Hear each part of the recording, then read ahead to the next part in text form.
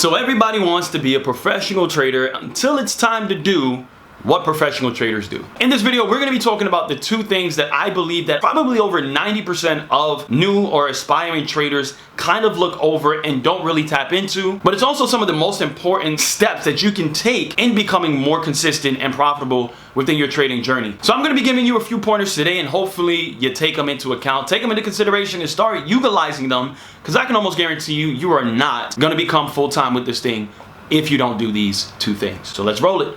Feel just like a rock star.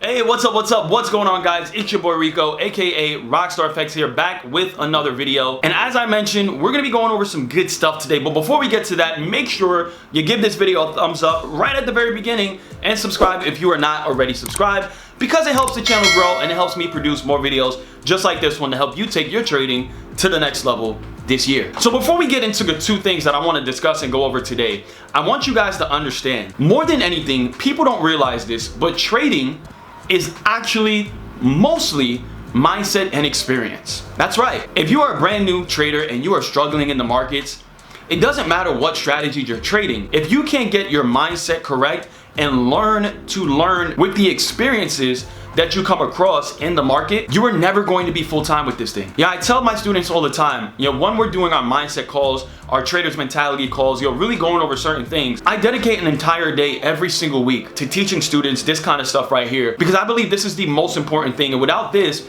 you're never going to advance in your trading career. Trading is about 80 to 90% mindset. And here's the reason why I say that. I know that there's a lot of people that are going to watch this video, and some of you might even disagree with what it is that I'm saying. But no matter what the gurus are selling to you or telling you within their courses, there is no best strategy in the world. I want to knock that out of the way at the very beginning. There's no such thing as a best strategy. There's no such thing as the best currency pair. There's no such thing as the best indicator or anything like that. So you can stop looking for that. If there was a best, everyone would be trading the best, and there would be no need to have thousands of other different strategies and tools and stuff like that out there. So there is no best. Strategies are strategies, and what determines whether or not a strategy is profitable is, yes, the data that goes into that strategy, but a lot of the time it's the mindset and the experience that that trader has with the ability to be able to actually trade the strategy that they're teaching you. I'll give you guys an example. You can come in and you can watch as many videos on YouTube as possible. In fact, I'm sure you've probably seen a lot of videos where people go over how to do this and how to do that and strategy this and strategy that. And you can know exactly how it is that that person trades. The ins and outs. There's some of you that watch this video that have studied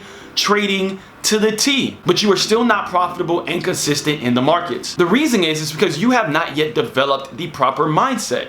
And understanding that in trading, you're gonna need discipline, you're gonna need patience, and you're gonna need to learn to remove all emotions when it comes to the charts. There's a lot of things that you have to learn that goes into you as a person that have nothing to do with the charts whatsoever. Because the truth is that you can study and learn a strategy within about 3 to 4 weeks, sometimes even less than a month if you take enough time to actually study it. But you're not gonna be profitable with that strategy until you actually start to trade it and experience the different things that may come with actually trading that. Here's the why. The markets are very uncertain and the markets change a lot. You may have to change the way that you trade or adapt to current market conditions. The first thing that I want to talk about today is having a trading plan. See, a lot of people get on the charts and all they do is worry about strategy. They want to know how to mark up, how to do support and resistance. Can you do more videos on this? But what they don't take the time to actually sit down and do is to develop an actual plan to get them to where it is that they want to go within their trading career. See, there's a quote that I always say and I kind of live by. Those who fail to plan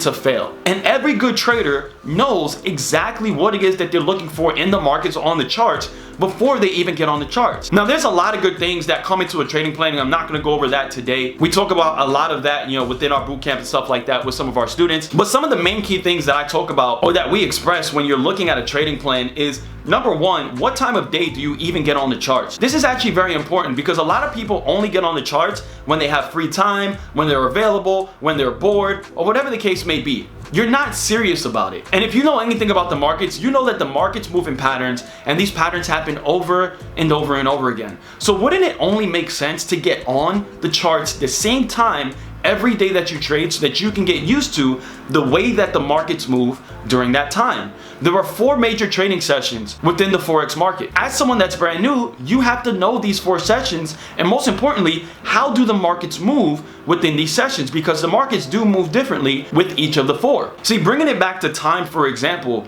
you want to be a professional. Well, here's the thing.